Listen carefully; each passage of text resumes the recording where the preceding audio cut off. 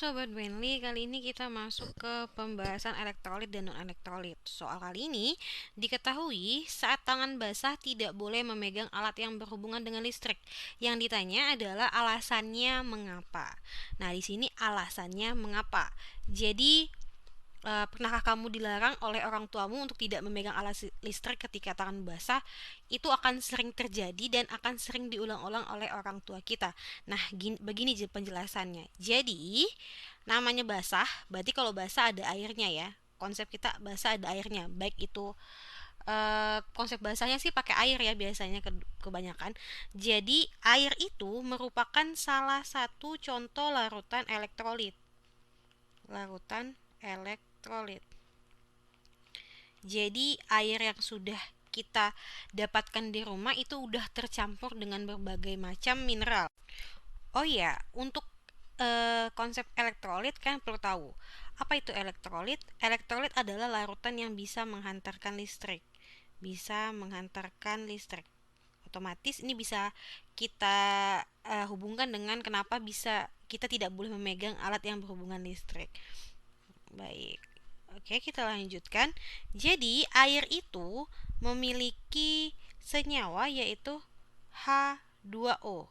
Bentuknya seperti ini, H2O. Kemudian di ikatannya adalah ikatan kovalen polar. Ikatan kovalen polar. Ini penjelasan kenapa dia larutan elektrolit. Ikatan kovalen polar.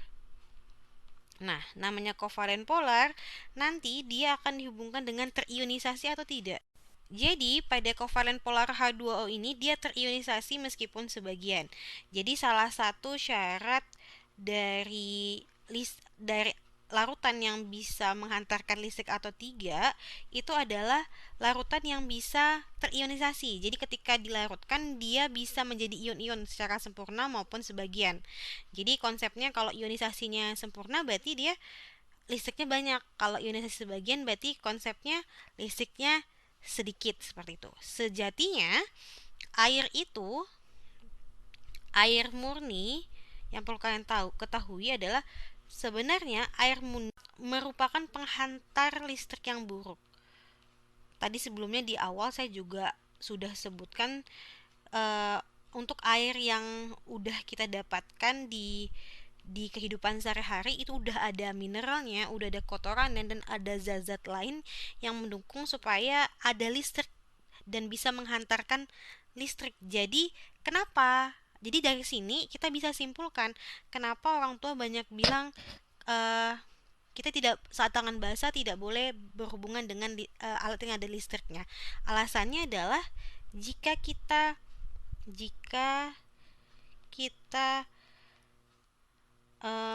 menggunakan tangan yang basah, ini tangan yang basah berarti ada airnya ya. Berair dan memegang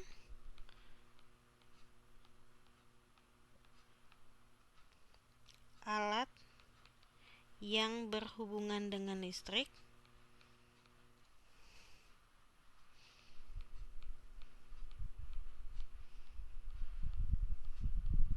dengan listrik ada kemungkinan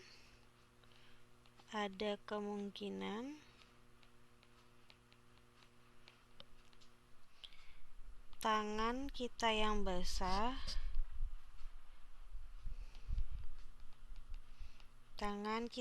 basah juga teraliri listrik.